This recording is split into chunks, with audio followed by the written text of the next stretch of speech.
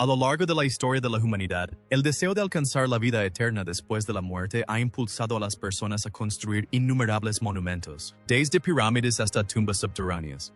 Pero a veces los cuerpos mejor conservados no se encuentran en monumentos hechos por el hombre, sino en el implacable abrazo de la naturaleza, en la cima del volcán más alto del mundo, a una altitud de 6.700 metros.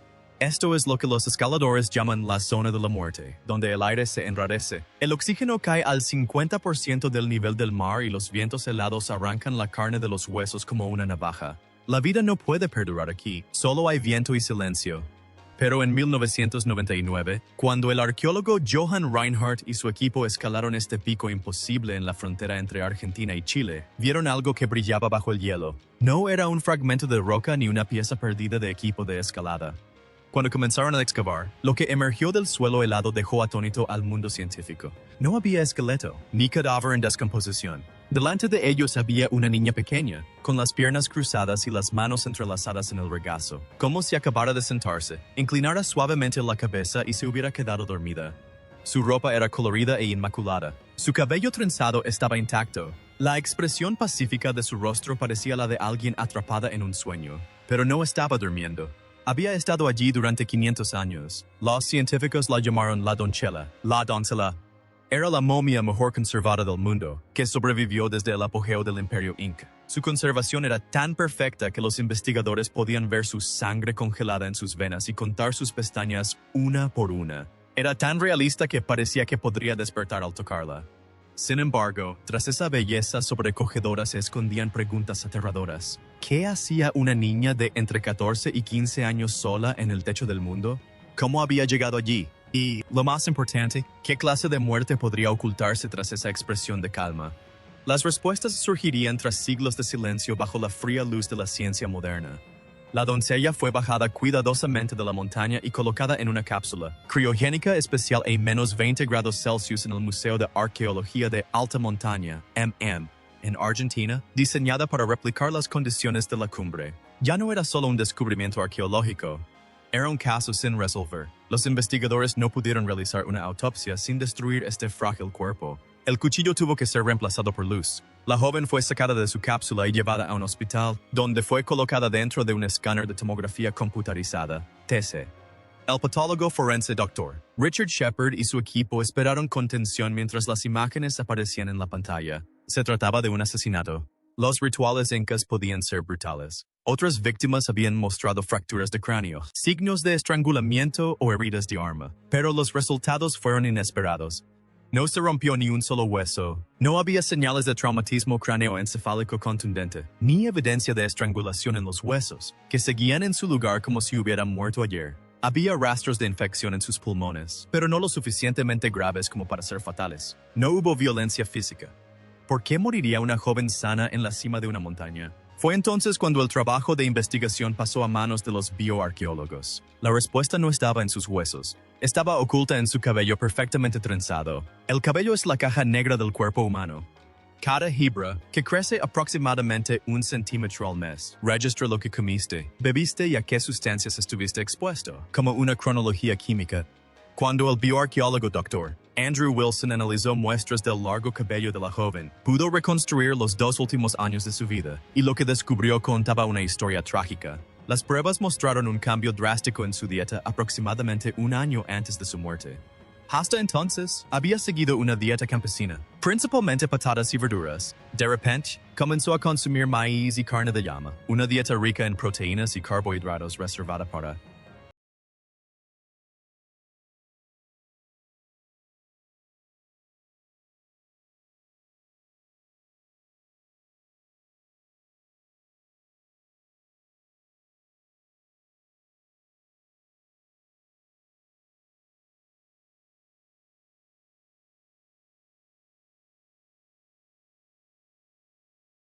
elites. Esto coincidía perfectamente con los registros históricos. Ese cambio marcó el momento en que fue elegida. En el Imperio Inca, existía una clase llamada Akla, o Vírgenes del Sol.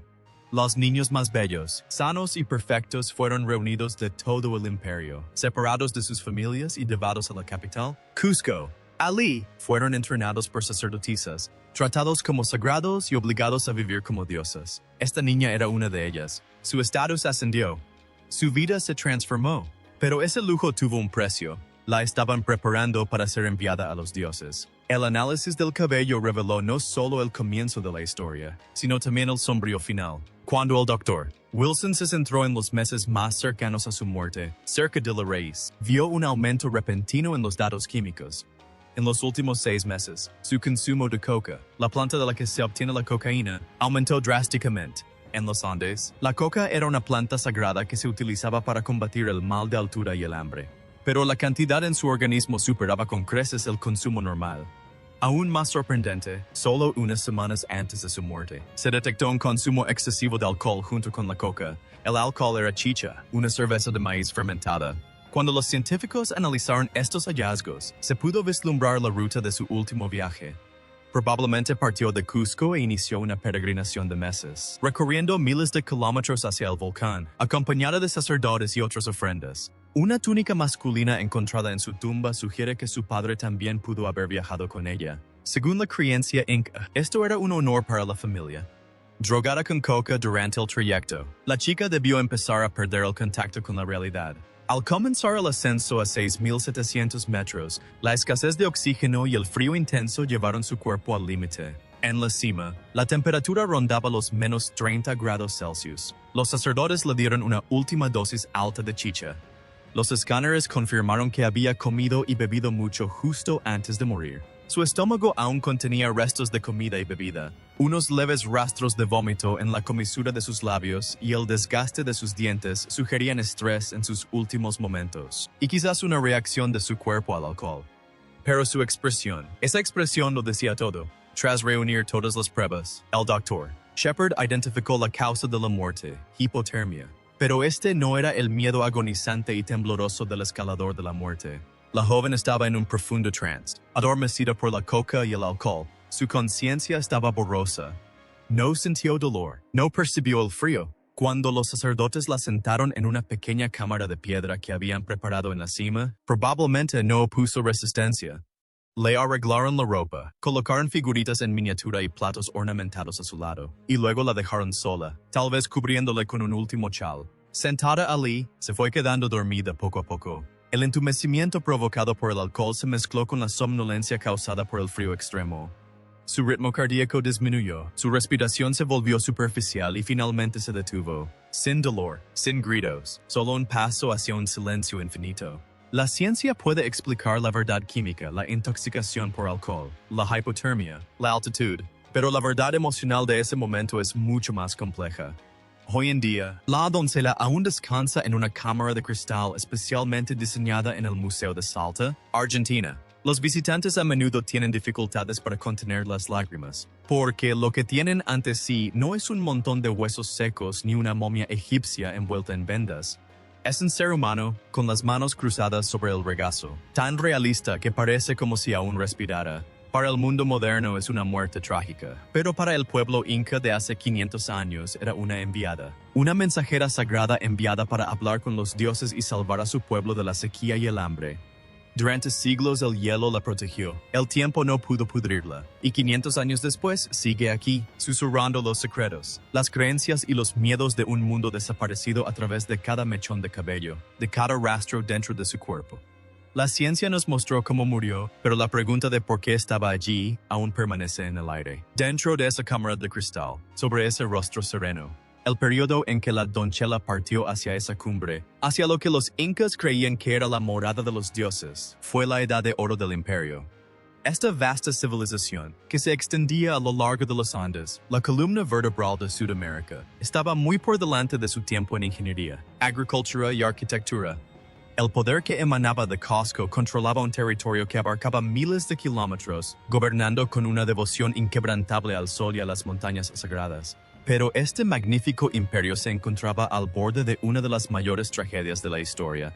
Poco tiempo después de que la doncella se sumiera en un profundo sueño en la cima de aquella montaña, aparecieron barcos españoles en el horizonte.